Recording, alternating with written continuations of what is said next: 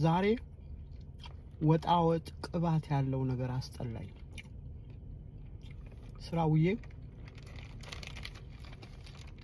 ይሄ ደረቅ ያለ ቋንጣ አንድ ሱቅ ጎራ አልኩኝ። የት ነው ሱቁ ልነግራችሁ ነው። ጋብለስ አሜሪካ፣ ጋብለስ ኢትዮጵያ። ቋንጣው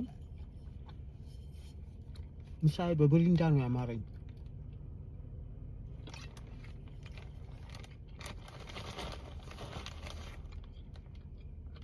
ቋንጣ በብሪንዳ ሞክሩ።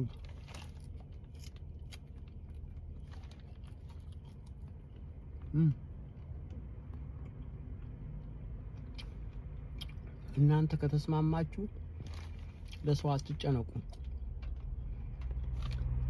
መጥፎ ብቻ አትስሩ። እንደነገርኳችሁ ነው ሁሉ የምናገረው።